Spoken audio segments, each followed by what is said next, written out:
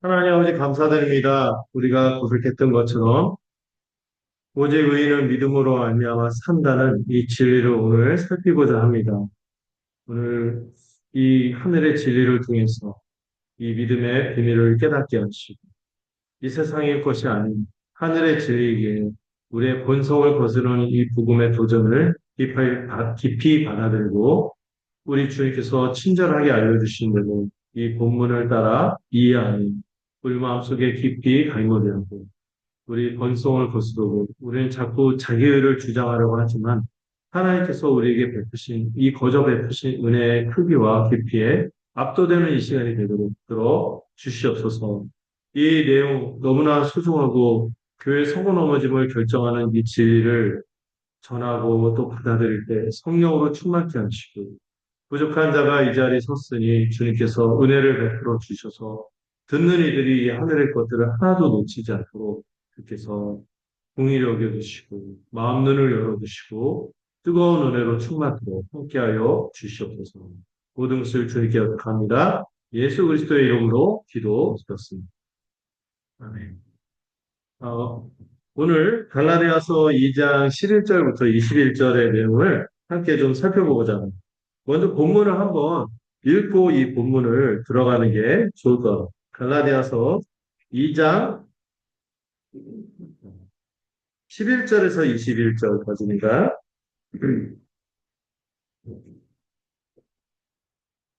갈라디아서 2장 11절에서 21절. 제가 한 절 읽고 여러분들 한 절 읽는 식으로 교대해서 읽도록 하겠습니다. 2장 11절 제가 먼저 읽겠습니다. 게바가 안디옥에 이르렀을 때 칭망받을 일이 있기로 내가 그를 대면하여 칭망하였노라.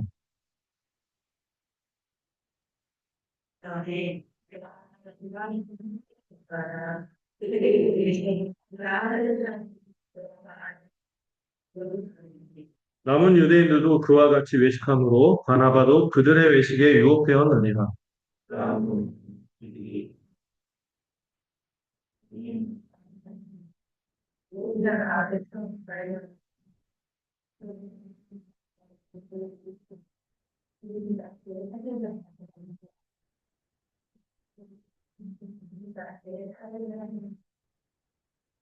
우리는 본래 유대인이요 이방 죄인이 아니로되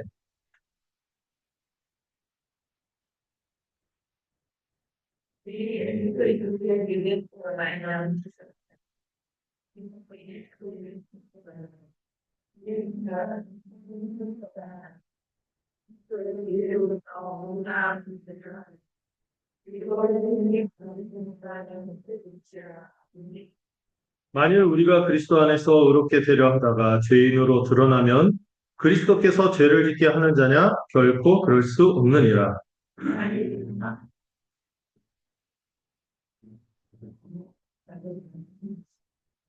내, 내가 율법으로 말미암아 율법에 대하여 죽었나니 이는 하나님에 대하여 살려 함이라.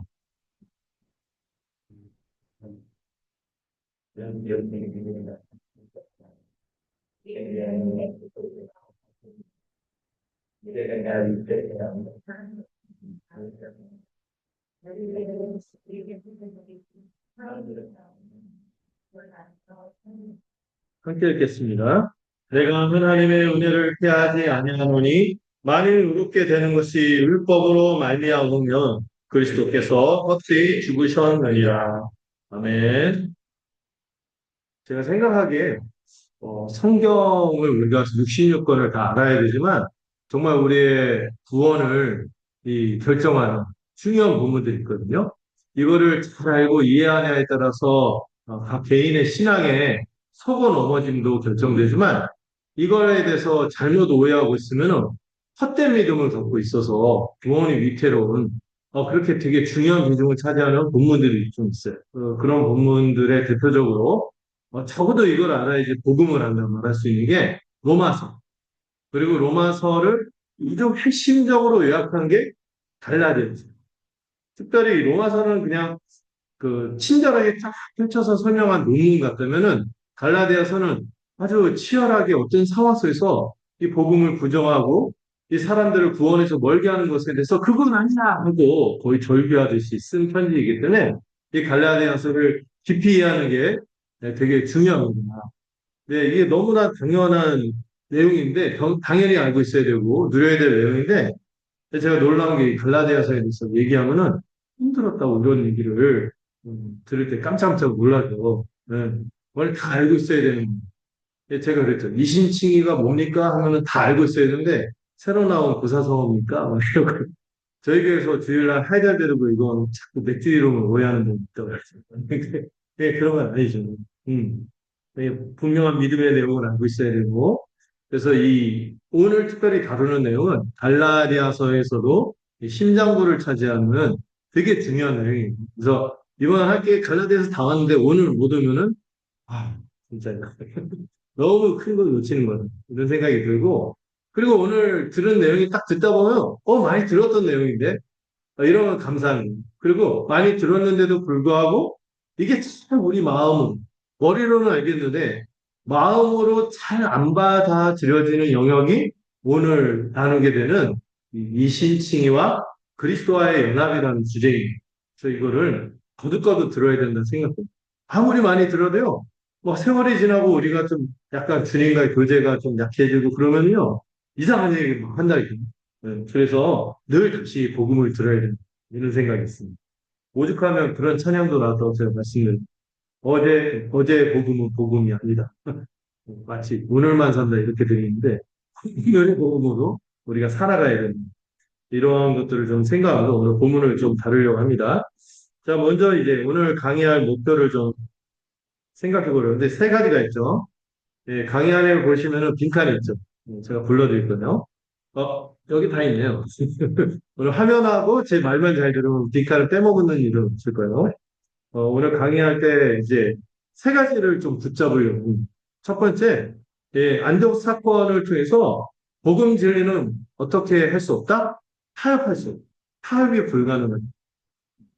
예, 그것을 좀 이해하려고 하고요. 이 안독에 나타난 사건을 통해서 그게 얼마나 중요한 일이길래 이런 그 난리와 소동이 벌어졌는지를 이해할 필요가 있습니다. 두 번째로 이 신칭의 교리의 핵심을 좀 파악하면서 율법주의를 좀 경계하고자 하는 것이 오늘 두 번째 목표입니다. 아마 제 생각에 여기까지 오늘 하지 않을까 하는 좀 예감이 들지만 뭐 나갈 수 있으면 세 번째까지 해보죠. 너무 중요해서 이건 좀 천천히 좀 고시고 보려고 해요. 세 번째로는 이게 정말 우리 신앙의 칼빈이 진짜 중요한 진리라고 했던 그리스도와의 연합을 통한 새로운 삶의 원리를 우리가 어떻게 살아갈 수 있는 이런 것들을 좀 오늘 좀 배우고자 합니다. 우리 신앙생활의 내용의 핵심은 저는 이신칭의와 연합이라고 생각합니다. 이걸 잘 이해할 수 있으면 좋겠다 생각이 돼요. 자, 이제 서로 왜 안디옥 사건이 일어났나, 뭐 안디옥이었는가 이 부분을 좀 보려고 합니다. 먼저 이 본문을 살피기 전에 그 앞본문부터 잠깐 돌아보자면 1장 1절부터 5절은 바울이 이 복음의 가장 근간을 제시하죠. 예수님의 십자가와 부활. 이 하나님께서 큰 구원 계획을 베푸셨고 예수님께서 자기 몸을 들이셔서 이 대속의 십자가 은혜를 베푸셨다. 이거 외에 다른 복음 없다. 그 부활하셨다. 그래서 우리에게 새 생명 주셨다. 그래서 이 한편 세대에서 우리를 건져 주셨다. 이런 구원에 대한 내용을 얘기하고 그 다음 뭐라고 합니까? 이 복음에 뭐는 없다? 다른 복음은 없다. 이런 얘기를 하는 거예요. 왜냐하면은 이 갈라디아서 1장 1절에 보면은 보통 다른 편지들은 뭘 얘기합니까? 감사를 고백하거나 그 교회 성도들을 칭찬하거나 하는데 이 1장 1절에서 막 다급하게 나는 수도다. 뭐 이거를 말하면서 시작하거든요.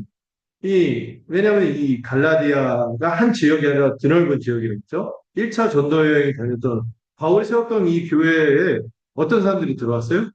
거짓교사들이 들어와서 바울의 복음은 진품이 아니다. 짝퉁이다. 근본을 알 수 없는 사람입니다. 그래서 바울의 사도권과 더불어 바울의 복음을 부정했죠. 그래서 이 복음은 다른 복음을 전하면은 내가 그 복음을 전해도 바울 자신이라도 저주받을 뿐만 아니라 천사 할아버지라도 저주를 받을 그 얘기를 했어요. 이 갈라디아 교회를 통해서 엄청나게 이제 경고를 한 다음에 그 다음에 어떤 얘기를 했습니까? 내가 받은 복음은 어떤 복음이다? 기원이 누구로부터 왔다? 하나님이신 예수 그리스도로부터 직접 계시받은 거고 그 예수 그리스도를 드러내는 그 복음은 나는 분명히 받았다. 그래서 이 바울이 이 분명히 이 권위를 가지고 이 복음을 전했, 사도로서 복음을 전했다는 걸 얘기했고요. 그리고 이게 바울의 혼자만의 주장이 아니었죠. 1장 후반에 보니까 그 바울의 이 활동이나 이런 것들, 2장 초반까지 뭔 얘기를 합니까? 예루살렘에서 15일간 그들과 얘기하면서 확인을 했을 뿐만 아니라 14년 후에 예루살렘에서 기둥같이 여기는 누구죠? 베드로, 요한, 야고보는 제자 야고보가 아니라 예수님 동생 야고보. 이분이 초대 총회장이거든요.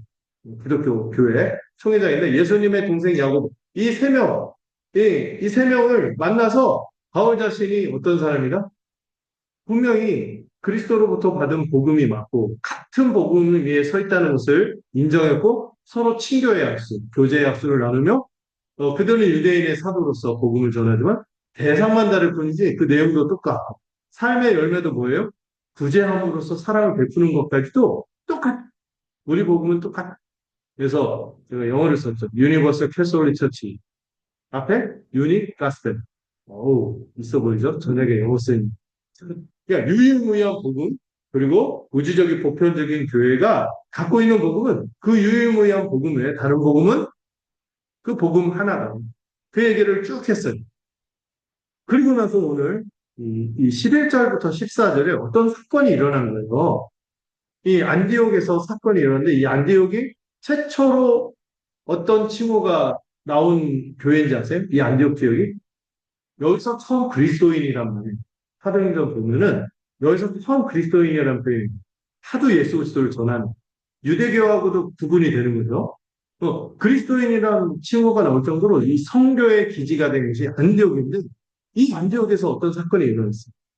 이게 바울이 복음이 공식적으로 승인을 받았는데 이 복음이 진짜 승인 받은 거냐라는 것을 실제적으로 시험하는 사건이 바로 11절부터 14절에 있는 것이죠. 음. 자, 이 사건이 얼마나 중요한지 제가 그 강의 안에 박스에 좀 써놨죠. 기독교의 본질. 기독교는 무엇이 본질이냐? 이 사건을 토대로 바울이 설명하면서 복음의 핵심을 16절에서 제시하면서 그리고 나서 이 교회가 이 복음으로 연합해야 된다는 것을 확인하는 결정적인 순간이 11절부터 14절이에요. 대충 알겠지만 오늘 11절, 14절 어떤 내용이냐면은 여러분 바울이 어떤 사람입니까? 이제 각 사도가 됐어요. 사도들 중에 막내 사도죠. 베드로는 어떤 사람입니까? 사도 중에서. 수석 사도죠. 수석. 내가 이 반석의 교회를 세우기. 물론 베드로 개인이 아니죠. 베드로가 했던 그 신앙 고백과 그 교회 공동체, 구원의 반석을 세우겠다. 이렇게 얘기했지만 어쨌든 예수님에게 충성스러웠고 예수님이 거의 사고도 많았지만은 이뻐했던 그런 수석 사도 베드로인데 바울이 어떻게 했어요? 공개적으로 망신을 당신이 크게 잘못했다. 그래서 그 은밀하게 잘못했어요. 뭐 이런 게 아니라 아주 호되게 날카롭게 예, 아주 그냥 서슬이 시퍼렇게 이 막내 사도잖아요. 수석 사도한테 막 혼을 내 그런 장면이 바로 11절부터 14절이에요. 그런 의미에서 이게 어떤 연유인지 한번 다시 한번 보면 어떨까요? 여러분들이 한번 읽어주시면 좋겠어요. 11절부터 14절 시작.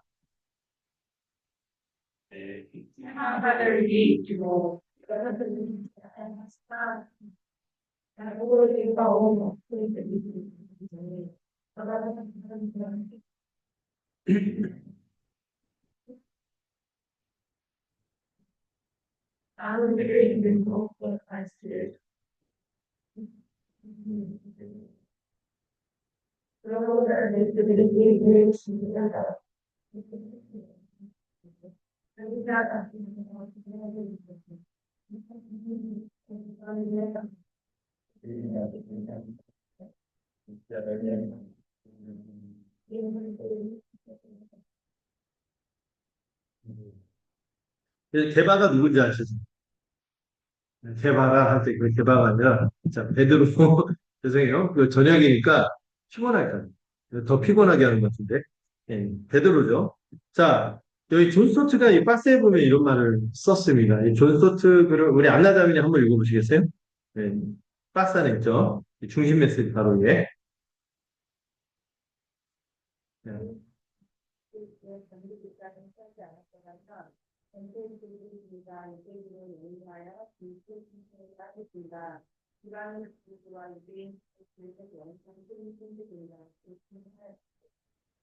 네. 지금 11절, 14절에서 일어난 사건에서 바울이 베드로에게 혼을 뭐 책망하고 이런 입장을 취하지 않았으면은 기독교 교회가 뭐가 될 뻔했다고요? 유대교가 될 뻔했다는.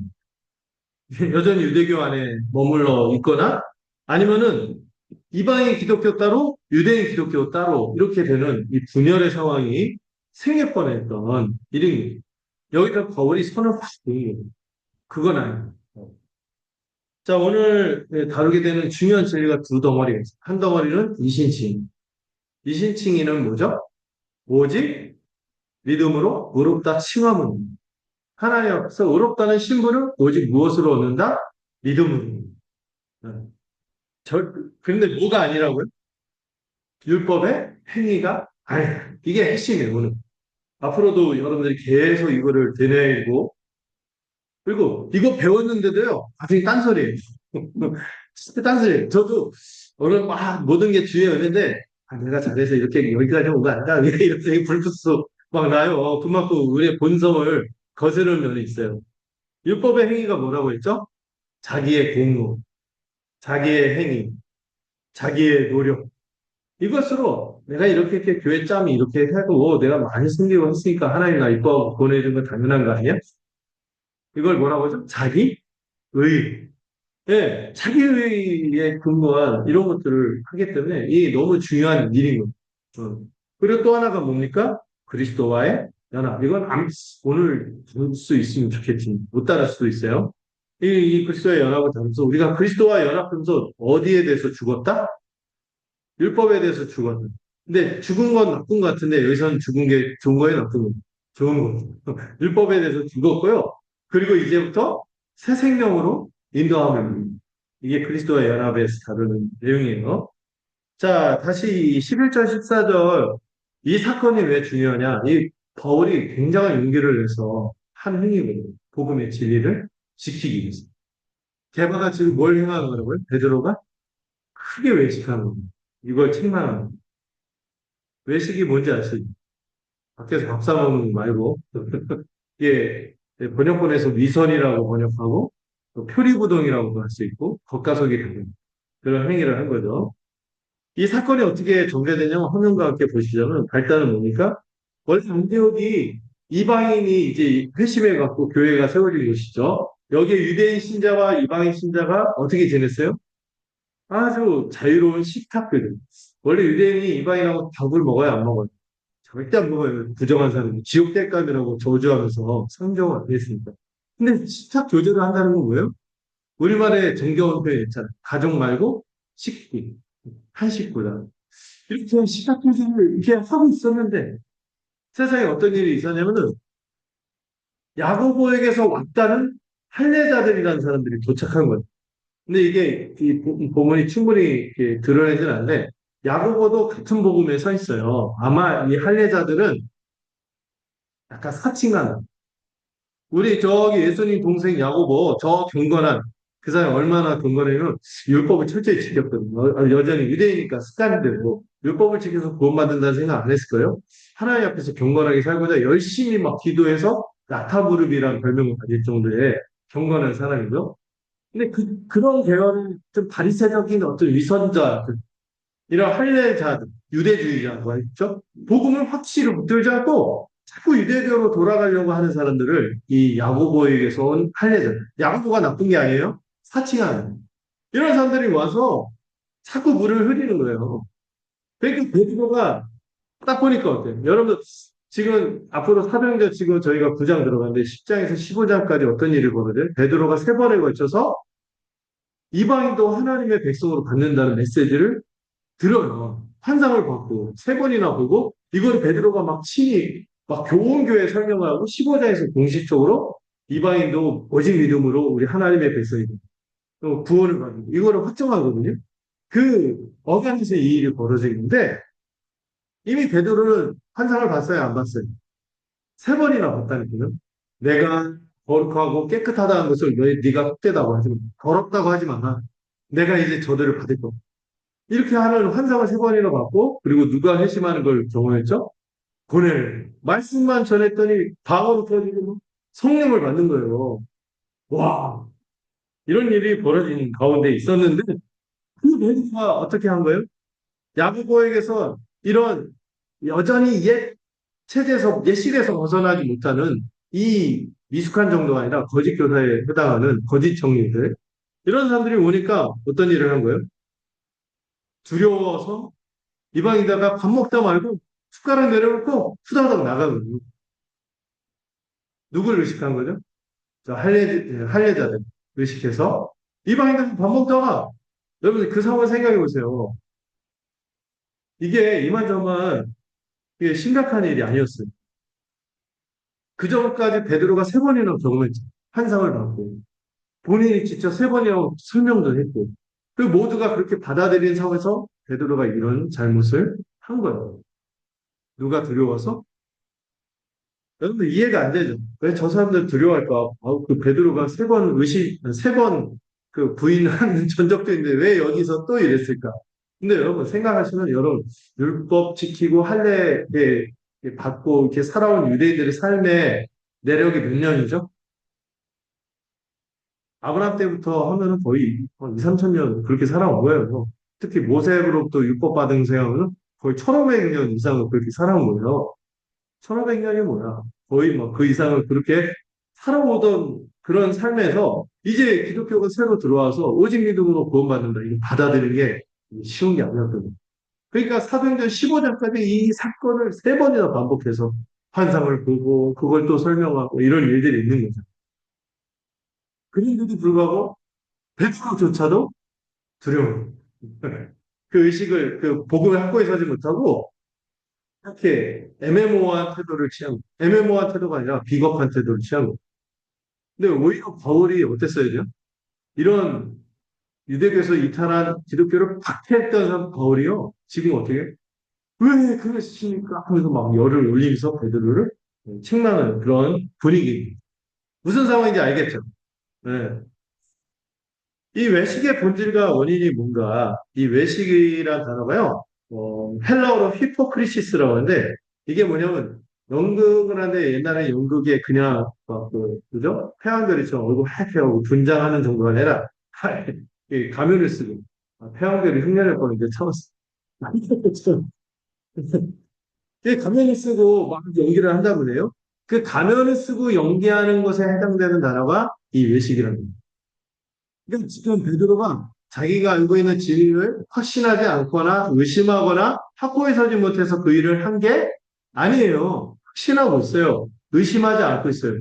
모두 유대인이나 이방인이나 차별하지 않고 하나님이 그리스도를 믿을 때 받으신다는 거 이거 안다니까요.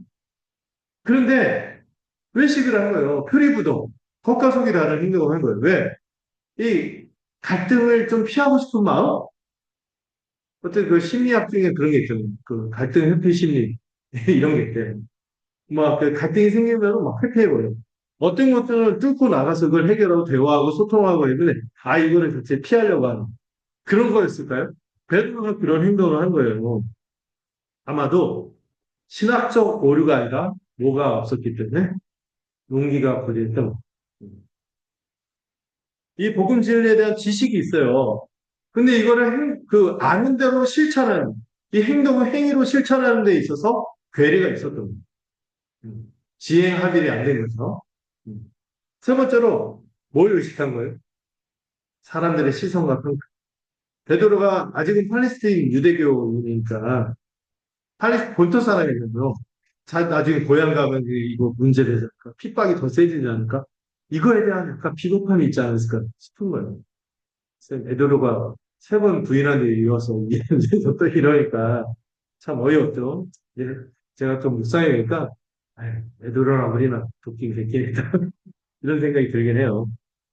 근데 이 외식이 이 파급력 있습니다. 이게 뭐냐면은 베드로가 이렇게 하다 숟가락 놓고 나가보니까 같이 유대인과 이방인 신자들이 함께 한밥상에 둘러앉아서 하고 하면서 아 이거 드세요. 이거 붓고 마시고 막그 먹떡을 떼주고 막 화기애애하다가 신물이 쫙 뿌려지면서 남은 유대인 신자들 어떻게 했어요?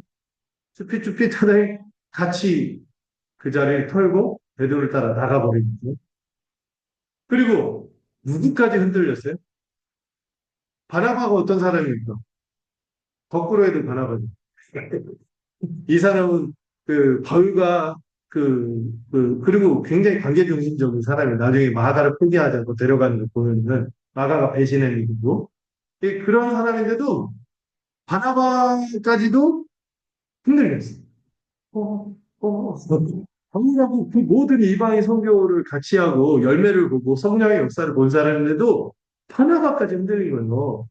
그럼 베드로가 한 행동이요. 그냥 밥 먹다가 불편한 일 피하려고 잘 피했나 봐. 이 정도가 아닌 거지. 바나바가 이렇게 흔들렸고 이게 이방 남아있는 신자들에게도 은근히 전달된 메시지겠죠. 여전히 우리는 구원받지 못했는가? 여전히 우리는 하나님의 백성이 아닌가? 네, 여전히 우리가 더럽나? 부정한가? 그러면 내가 더 하나님께 받아들여지고 하나님의 백성이 되면 저들처럼 단체로 싸게 할례를 받아야 되나? 뭐 이런 생각을 하게 되는 거죠. 유대인들처럼 절기를 지켜야 되나? 유대인들처럼 율법을 좀 더 철저히 지켜야 구원에 가까워지나? 이거를 헷갈리게 만든 일을 누가 한 거야? 베드로가 한 거 맞거든요. 할례자는 원래 나쁜 놈들이 이런 일이 벌어진 거죠. 그러니까 베드로가 바울이 어떻게 할 수밖에 없었어요? 공개적으로 모든 사람 앞에서 이 안디오 여기 이 사람들 앞에서 공개적으로 책망하는 거죠. 모든 사람 앞에서. 여러분, 이 있잖아요. 공개적 문제에 대해서 공개적으로 처리. 어떤 문제에 대해서 교회에서 보면은 진리에 관해서 공개적으로 좀 공론화되고 이러면은요. 제 선배님들 같은 경우 그렇게 문제를 이렇게 성도나 아니면은 어떤 사역자 같은 경우 인사도 안 시키고 내버려요. 진리에 관한 복음에 관한 공개적으로 쓰고 있어요. 여러분 그 교회가 건징하는 세 가지 건이 있다 그랬죠? 진리, 건덕, 이 교회의 거룩함을 심각하게 훼손하는 행위를 했을 경우 세 번째가 이 분열이거든요. 진리, 건덕, 분열인데 이거 공개적으로 했을 때는 공개적으로 처리해야 돼요. 이거를 근데 이거 하기 전에 이제 사적인 거는 사적으로 찾아가서 일대일로 막 만나주고 소통하고 이랬는데 특히 이 진리 문제에서는요 물러설 수 없어요. 공개적으로 처리했어야 되는 거죠. 그래서 복음 진리를 기억할 때는 어떤 입장? 타협 불가의 입장. 타협할 수 없어요. 진리. 왜냐면 이게 교회 전체에 영향을 끼치고, 저것도 진리로 좀 받아들여도 되나? 이런 인상을 주면 안 되는 거예요. 진리 문제에 있어서. 철저히 그건 안 됩니다. 네. 저도 옛날에 그 설 배웠을 때 이상한 얘기하고 그러면요, 호되게 혼났어요. 네. 그렇게 좀 비인격적으로 그러면 안 되는데. 이런 차원이게 그건 아닙니다 하고 설명하면서 이거 벗어나게 해줘야겠죠. 이 책망의 내용이 뭡니까? 베드로가 이중의 잣대를 갖고 있었다는 음, 내가 유대인으로서 이방인을 따르고 이거 뭐냐면 유대인인데도 불구하고 이 복음을 받아들여서 그가 유대인과 이방인을 가르는 이 율법의 경계에서 어떻게 살았어요? 자유롭고 해방된 자로서 자유롭게 이방인들과 교제하면서 이방인들이 그 전에 유대인들이 막 더럽다고 하고 막 꺼리고 하는 생활 습관 이런 것들 있잖아요. 이걸 버리고 이방인과 함께 자유롭게 살았다는 거죠. 그래놓고는 유대인답게 살지 않고 억지하여 이제 와서 억지로 이방인을 유대인처럼 살게 하려고 만드니까 이렇게 혼을 내는 거. 베드로의 모습은요, 자신을 율법의 행위로부터 자유했어. 율법의 행위가 뭔지 나중에 풀어볼게요. 근데 이방인들에게는 오히려 여전히 율법을 지켜야지 구원받나? 율법 준수를 요구하는 듯한 메시지를 잘못 암시적으로 주는 거예요. 무슨 얘기인지 아시겠죠? 음. 그래서 바울이 결단한 거죠. 바울의 우선순위는요, 개인적 관계보다 뭐가 앞선 거예요? 복음의 진리예요. 여러분, 우리가 이렇게, 이 사람 친하고, 이 사람이 되게 힘이 세고, 이 사람이 되게 영향이 있고, 이 사람한테 믿고 이거 안 되는데, 이거 필요 없어요. 그냥 복음의 진리를 반대하는 것은 좀 해야 되는 거예요. 저도 어떤 지점에서요, 굉장히 어려워하고 두려워하고 이런 사람인데도 불구하고, 제가 이 복음의 진리 반대하는 부분에서 제가 안 물러서 한 적이 있었거든요. 근데 그 순간, 제가 두렵지 않더라고요. 복음의 진리, 이렇게 막, 하나님 얘기를 하고 하니까, 안 물러서 하게 된 거죠. 어쨌든, 이런 게 있었고요. 두 번째로, 여러분, 이 순간적인 평화보다 중요한 건 뭡니까? 순간적인 평화보다 중요한 거는, 교회가 진정으로 연합되는, 여기 좀 들어갈 가로의 내용은, 교회의 진정한 연합. 여러분, 교회 연합은요, 뭐막 어디 동호회처럼 어디 자주 놀러 다니고, 뭐, 이렇게 차 마시고, 뭐 하고, 맛있는 거 먹고, 막 이렇게 하는 것이 아니라, 교회의 진정한 연합은 누구 안에서? 그리스도 안에서. 하나님의 아들을 아는 것과 믿는 것에서 하나 되고, 뭐 안에서? 복음의 진리 안에서 하나 될 때만 진정으로 연합하십니다. 제가 그런 교회가 참 안타깝더라고요. 우리 교회는 사람들이 우애가 있고 친하고 자주 놀러 다니고 너무 좋아요. 그런데 아쉬운데 저희 교회는 복음 못 듣는. 진짜 안타까운 거예요. 이게 뭐로 하나 된 거죠? 음. 여러분 우리가 기본적으로 하나 될 수 없는 사람들이. 제가 어렸을 때 제가 늘 얘기했잖아요. 친교부장이 거짓말을. 우리 이제 등산과 체육대회를 통해서 하나 됩시다. 안 돼요. 우리는 다, 외딴 사람처럼 개인주의, 강해서 이기적으로 살려고 하지, 하나 되기 힘들어하는 사람. 근데 그런 사람들을 하나로 만드시는 건 누구밖에 없어요? 하나님밖에 없어요. 그리스도 안에서만 하나 될 수 있는 거예요. 근데 이 순간적인 평화를 지키겠다고 이 교회의 참된 연합, 진정한 연합을 외면할 수는 없는 거죠. 뭐가 우선이다? 복음의 진리가 우선입니다. 자, 이 존 스토츠의 글을 우리 영균 형제 한번 읽어줄까요?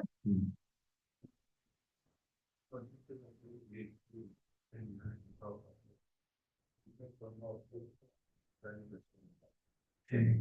그리고 우리는 좀 약간 성품들이 좀 세고, 그러니까 서로 왕신이고 이런 게 좀 익숙한지 모르겠어요. 근데 여러분 성령을 받고 신자가 됐는데, 그리고 얼마나 베드로나 이런 사람들 존경하고 사람들한테 영향을 있고, 바울 자신도 얼마나 성품이 바뀌었겠어요. 그런데 이렇게 공개적으로 사람들 앞에서 말하는 게 쉬웠을까요? 굉장한 용기가 필요한 거. 이런 용기를 낼 정도로 가치 있는 일이기 때문에 그랬던 것입니다. 자, 이 부분을 좀 짧게 적용하자면, 여러분, 우리 안에 있는 안디옥 사건, 안디옥과 같은 실수가 있는지 생각할 필요가 있습니다. 우리 안에 외식을 좀 분별해야겠죠. 외식의 사례들을 좀 생각하면은, 여러분, SNS 신앙사, 이걸 얘기할까 말까, 좀 고민하면서 묵상하다가 했는데, 좀 생각할 필요가 있어요.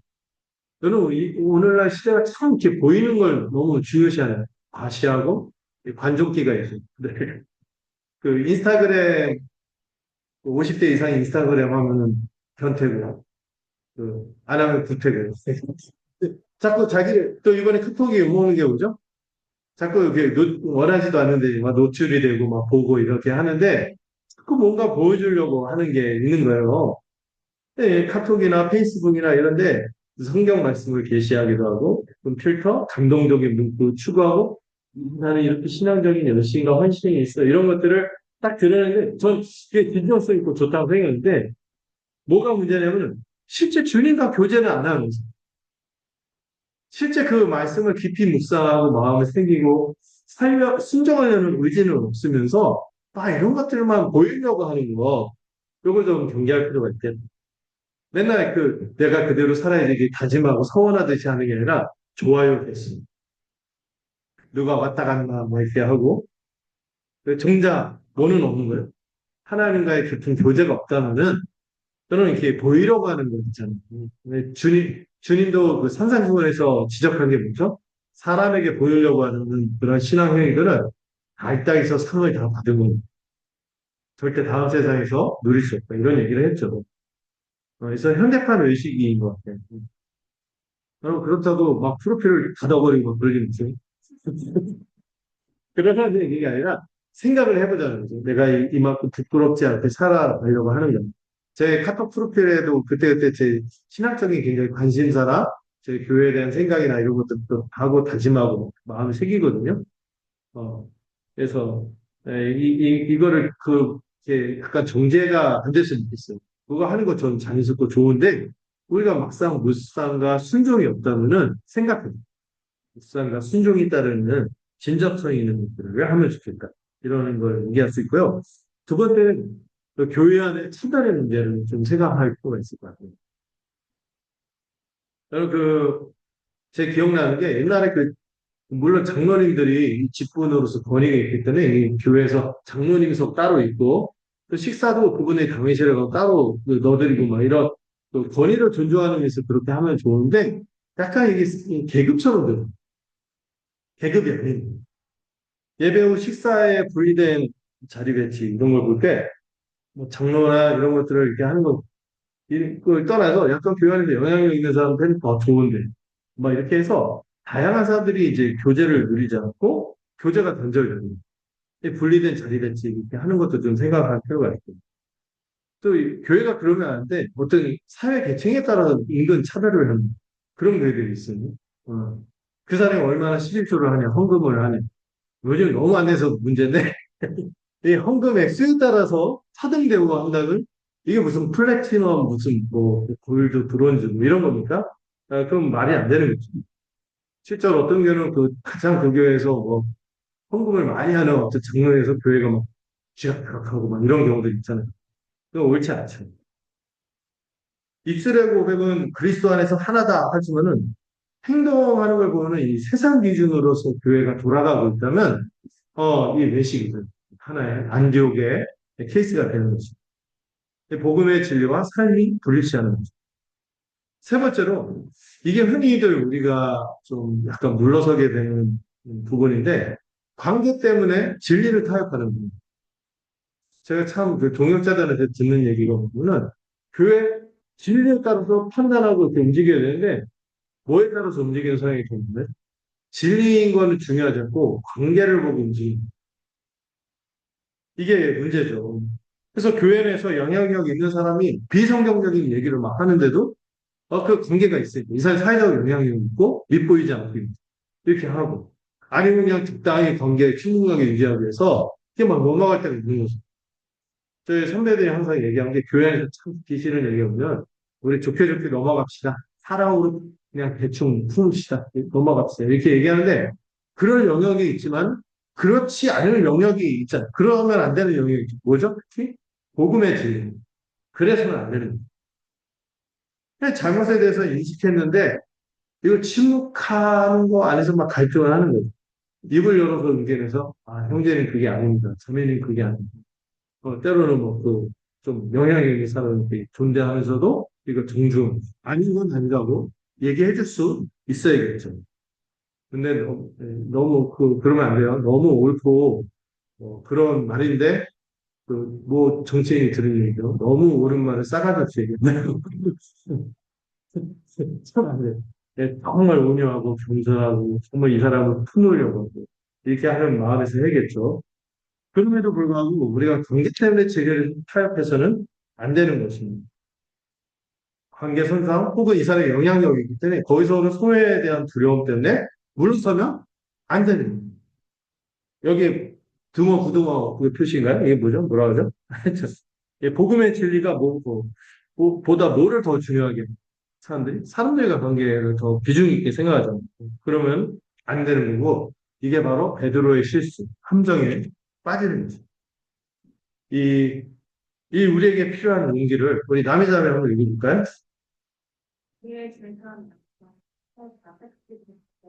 음, 그렇죠.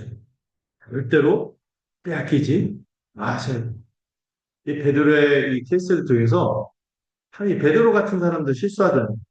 그래서 어떤 면에서 생각하면 우리가 정말 정신 바짝 차리고 늘 복음을 묵상하지 않으면 삐끗할 수 있고. 제가 그래서 못하시는 아니고, 제가 또 여러분들한테 유익을 주기 위해서 매일 그 복음 묵상 카드 올리는 것도 그런 일을 해요. 어제의 복음이 아니라 오늘의 복음. 원래 이 교회도 예배를 일주일에 한 번씩 하는 것도 일주일 지나면은 전문용어로 용발이 떨어지니까 일주일마다 예배 드리는 게 아니고 이거 하루 빠지면요 앞에 7일 뒤에 7일은 한 달에 절반이에요. 15일이 날아가는 거예요. 그리고 그래도 또 너무 하니까 한국 교회가 생긴 게 뭐가 있어요? 수요일에 금요일에 또 뭐가 있습니까? 새벽기도까지. 물론 우리 교회는 그거 다 안 하고 금요 강좌만 하는데 이거 자체를 통해서 계속 왜 우리가 이렇게 이걸 중요히 여기는 교회에서 제일 중요한 건 뭐라고요? 복음이에요. 자, 그럼 이 복음이 뭔지를 본격적으로 들여다봐야겠죠? 네, 들여다보려고 하는데 고구마 냄새가 너무 진동해서 잠깐 먹고 해야겠어요. 먹고 잠깐 쉬었다가 본격적인 이 신칭의 교리에 대해서 2부에서 살펴보도록 하겠습니다. 네, 잠깐 쉬었다가 하겠습니다.